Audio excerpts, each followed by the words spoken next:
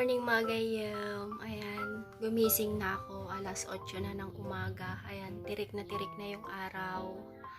Tsaka, naipag-isipan ko kagabi na magbablog ako ng A Day My Life here in our province. Kaso, nalit na akong gumising. Kaya ito yung so, ito yung aking room muna. Gusto ko muna kayong i-tour sa maliit kong room. Ayan. Para makita niyo. Ayan, dyan ako natutulog. Ayan, ganito lang kaliit yung espasyo ng aking room. Ayan, para madali lang siyang ayusin. Tsaka hindi siya masyadong pero kahit ganon, kontento naman at blessed kasi napaka simple lang yung buhay dito sa probinsya basta kasama mo yung pamilya. So, ayan, maingay na kasi tabi kami kasi ng kalsada. Ayan, ipapakita ko sa inyo. Ayan, yun ayun, ayan. So, kaya medyo maingay dito sa probinsya pero masaya naman. So, ngayon na-update ko kayo mamaya kasi gigising na tayo, magpapalit na tayo. Kaya, samahan nyo akong mag-almusal.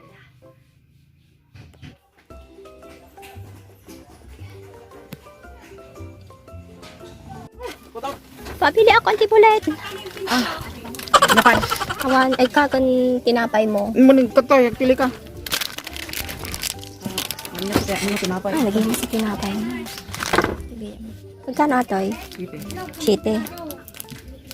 Atang ka na atoy? Jay. Nabilbiro ka maya na pangkan. Saan di ko Sabagay. Ang mga naimas diyan nga natangkan. ato yan, ito lang. Ito lang. Ato lang aking bibig yan. Parang pa sila dito. Yan ang kaya mga loob na. Magbablog ang antibulit. Isali ka yung vlog ko. Say hi. Ah? Hi ko naman.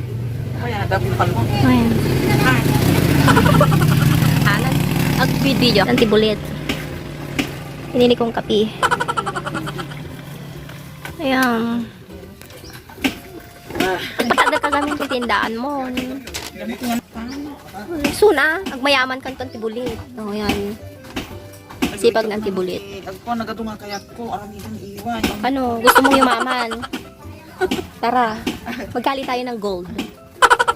Nagtinta sa antibulit. Tindaan na GJ ko yung gustong bumili dito. Shout out mo yung mga gustong bumili dito. Bili lang kay Antibulit. Okay, thank you.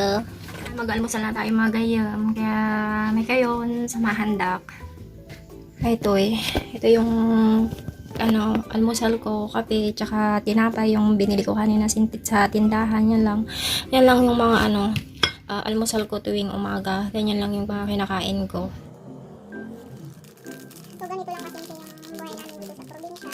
Ayan, yung pag sa tuwing umaga, minsan kasi pag may mga tirang na mga baaw, minsan sinasangad ko yan. Ayan, tapos may konting sabaw. Ayun, ginagawa namin almusal tuwing umaga. Pero ngayon walang naiwan. Kaya kape na lang sa tinapay. Yung mga sama ko, tapos ay mga yun kasi maaga silang magigising. Kaya ako na lang talaga yung laging nalilate sa pagising. Pero ako naman yung naglilinis dito sa mga bahay. Maya-maya, syempre, pagkatapos natin, buksan na akong linis. Alam mo sa mga tayo mga ganyan ha. May i-upload ko na naman kayo. Ayan, maglilinis muna tayo dito sa bahay. Kasi tuwing umaga, wala na yung mga kasama ko. Nilalayasan na ako. Kaya ako lang. Kaya mas maganda yung mga tao dito sa bahay natin pag naglilinis.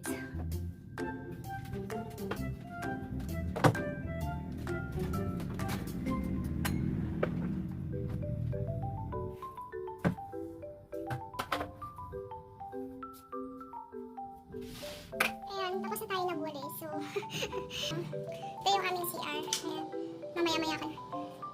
Ayan, mamaya ko yan lininisan. Kasi madumi. So, nakakapagod din, pero challenge din. Ito pala yung labas ng aming bahay, mga gayam. Tabi kami talaga ng kalsado. Ayan, nandun yung tindahan ni Auntie Bulit. Ayan, ang nice ng place dito sa amin. Ayan. Napansin ko parang basa yung lupa. Siguro umulan kagabi. Hindi ko naman kasi masarap na yung tulog ko. So magdidilig sana ako ng halaman. Kaso umulan naman. Kaya yan. Yan ko siya ng kusot ng ano, ng pinagtabasan ng kahoy ni kuya. Nilagay ko dyan sa baso. Ayan. Para mas lalo siyang bumaba. Yan yung mga halaman ko. Ayan.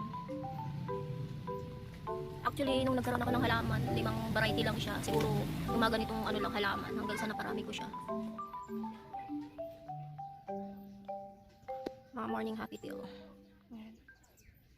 Ito yung mga ano, bili ko din. Ito pa. Ay, yung mga halaman ko. Every morning ko silang binibili doon. Ay, yung magiging happy pill ko tuwing umaga. Ito yung labas ng aming bahay. Yan. May mga ano. Yan.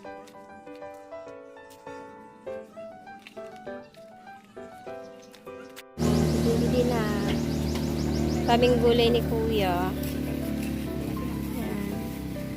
Isa't kalahati tray na itlog. May isa ko na lang ilagay niya. Mamili-mili na tayo ng Isa't gulay. kalahati tray na itlog kuya, 1/4 na luya, tsaka 1/4 na sibuyas. Tara na, kasi nakabili na tayo ng ating gulay. Diyan ako bumili sa tabi. Mano. Imbes na bumili ako ng ano, bili ko kay kuya kasi sakto nandyan siya sa ano, sa tapat. Ayan, bumili ako ng kamatis. Ayan, kalahati. Ito, 15 pesos. Ayan, mura na siya. Ayan. Ito naman, ayan, pichay. Pichay ba to? Parang hindi. Ayan, 25 to. Mahigit isa't kalahati. Tapos itong onion leaves. Ayan, binigyan niya ako 10 na lang daw. Tsaka itong talong, kalahati. 15 pesos. Ayan. Mga 7 piraso. Ayan. Para diretso na. So, ganito, tuwing kasi dalawang truck kasi ng gulayan yung pumupunta dito sa amin. Yung isa, si ate, yung mag-asawa, tuwing Martes at saka Sabado sila pumupunta dito. So, lahat yung mga taga dito sa amin, bumibili sa kanila.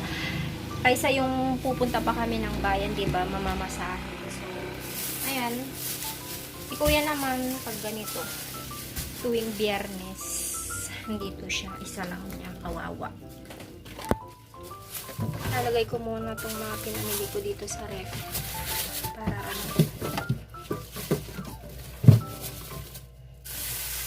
para mamaya pag nandito na ako. Yan, kung makikita nyo, andito ako ngayon sa little kitchen namin. Pero hindi ako ngayon magko-cooking show kasi a whole day in my life in our province kasi. So, magluluto lang ako ng aming tanghalian. So, nag-prepare ako ng manok. Ipiprito ko yun at hahaluan ko siya ng gulay para may sabaw kami.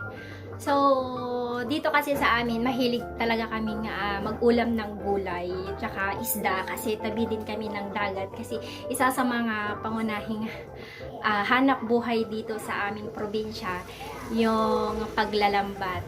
So, next time, ipapakita ko din sa inyo yung tabi ng dagat dito sa amin kasi dito kami sa taas, tabi kami ng kalsada and then pagbaba nyo, dagat na yan. Parang nakaharap kami sa dagat. So, for the meantime muna, magluluto muna ako mga gayam. Diyan muna kayo.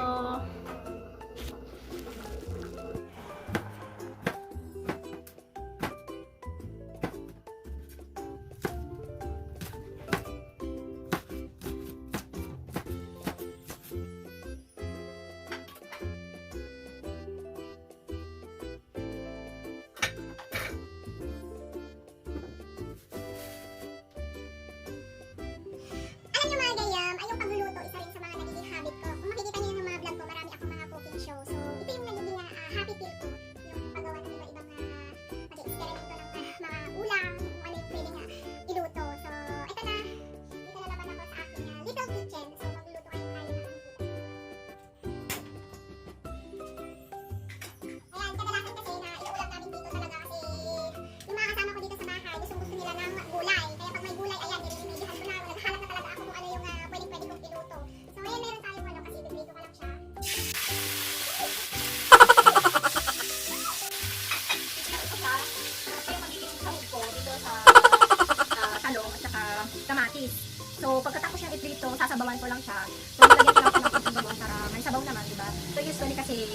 si father at saka yung isang anak ko, yung pamangkin ko, gulay talaga yung gusto nila. So, pupunta muna tayo sa likod para mag-igib ng tubig. Tara, tingnan natin sa likod para makita nyo kung saan kami sumasalok ng tubig.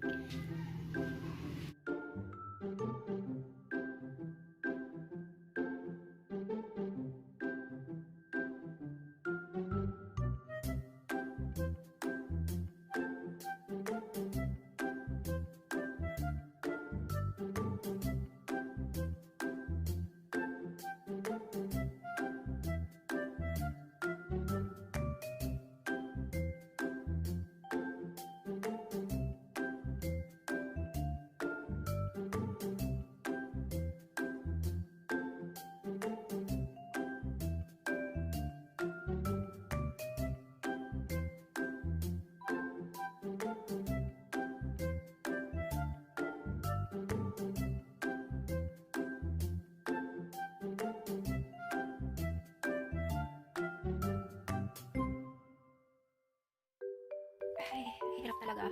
Pero kailangan tiisin. Nakakapagod magsalok kasi sa likod pa yung aming gripo. Minsan kasi ino-open din namin yung tangke namin kaso madalang nga kasi last ng bill ng kuryente namin kaya minsan nagsasalat na lang kami ng tubig doon. Kaya no choice. Ayan, ito yung sinalo ko isang balde lang. Kasi yun lang naman yung ating kayang buhatin kasi maghugas pa ako ng mga plato. So maya-maya lang i-update na naman. So maya-maya lang i-update ko na naman kayo kasi tatapusin ko muna yung aking hugasin kasi hindi ko pwedeng lagay yung cellphone ko doon makamabasa. Tahan natin yung naggagawa ng bangka. Ayan.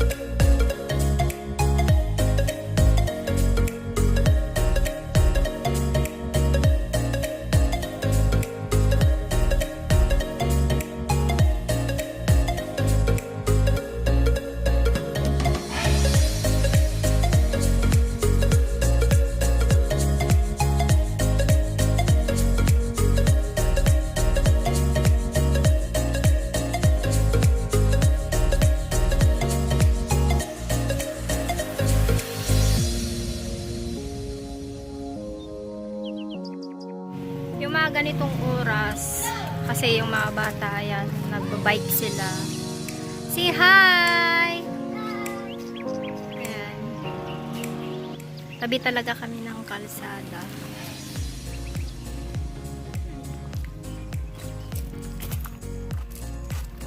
Ganitong oraw, yung tirik na tirik yung araw. Ayan. Nagiging morning habit yung mga bata, yung pagbabike.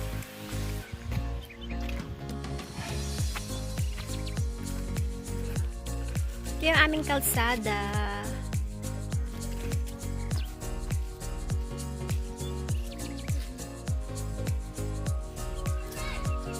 Ayan, mga bata nagbabike. Very simple life in our province. Ganito lang kasimple. Ano masasabi nyo dito sa ating probinsya? Very simple.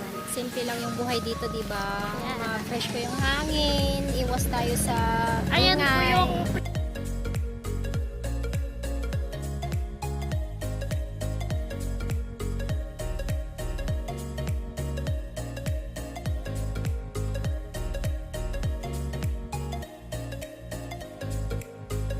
Di ba kayo nabuburing dito sa province natin? No? Ang ganda, di ba? Oops! Ayan.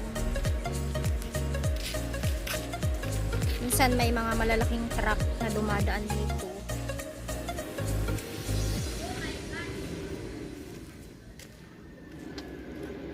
Baka pababayan. Yan lang. Truck. Yun lang, nakakainis.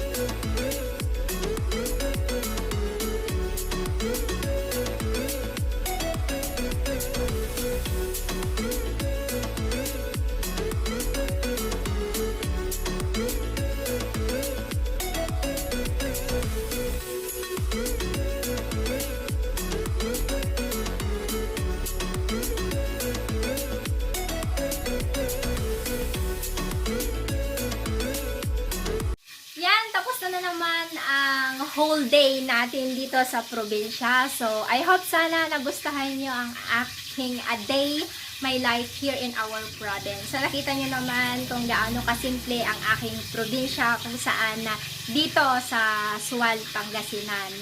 So, thank you for watching and don't forget to like and share my video. So, this is Ilocada Vlog.